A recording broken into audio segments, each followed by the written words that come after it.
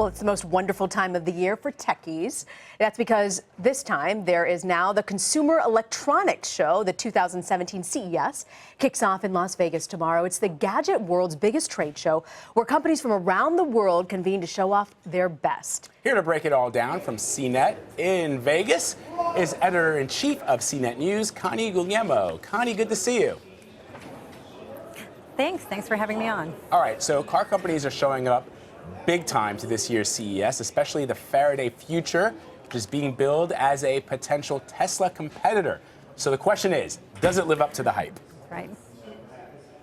Well, there is a lot of hype, so I'll give you that. Faraday Futures, the fact that they even showed a concept car this year was a big deal. They announced that they were going to show something last year, and they didn't.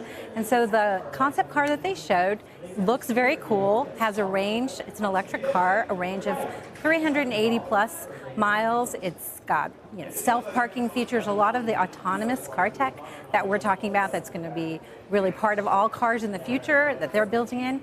Faraday has its challenges. It still has to set up a factory. They do want to be the next Tesla in the United States, but that model that they showed last night to great fanfare is still just a concept car. We won't really see production models for another year or so. And again, they still have to build a factory to manufacture it. So it's a hint at the future. It looks like a very promising future and a very interesting one, but still just a hint at the future. Connie, I'm one of those moms who could really use a minivan but can't bring herself to actually buy the minivan. So can you tell us about Chrysler's minivan for millennials? Yeah, so Chrysler also showed off a prototype, a concept car that they're calling the Portal. It's a minivan for millennials, as you said, and they're trying to appeal to people who may want that space. It has seats for six, but don't like the look and feel of today's minivans. So the seats are less bulky, so it's a little trimmer so that you have more space in the car. It has a glass roof that's reinforced with carbon fiber bars so that you get a lot of light. So people who like open concept homes will like this open concept kind of car. And of course, it's going to come with all kinds of tech bells and whistles in it in terms of self-driving features and autonomous car features. But again, Chrysler was just showing a concept. They haven't committed to making the Portal, but it's a hint of the kinds of things that they're looking at to try to appeal to people and that they might start building into their design. The outside design is a little bulky. It's more geared towards urban driving than long distance. I don't think you'll get the mileage that you want, but if you like open floor plan homes, you're going to like the open feel of this car, especially the light coming in from the top. So it's a hint at the future and a nice one. Electric Portal, that's very interesting. I want to ask you though, the kid items are always such a big seller. So what can you tell us about this thing that's called Lego Boost?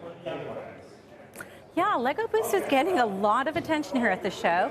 It's basically a way to turn your Lego bricks into robots. And people have been dying for Lego to do something like this for a very long time because so many people have Lego bricks and have them just sitting around. So they're introducing a kit later this year, costs about $170, that lets you modify your bricks and create robots. They're going to give you the designs to build 5 or 6 different designs, a robot, a cat, some sort of a vehicle. It'll have all the sensors that you need. There'll be a pad that you can have the robots walk on. But basically, it's giving new life to Lego bricks, which a lot of people have, and just feeding into that whole concept of people wanting their kids to get their hands on tech earlier and really understand how it works and how to use it.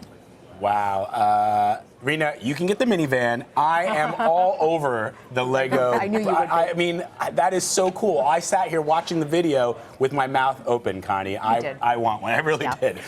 You wiped the drool. Everyone was playing with them, and it's supposed to be for kids 7 and older, but I have a feeling that most adults will want it on their Christmas list.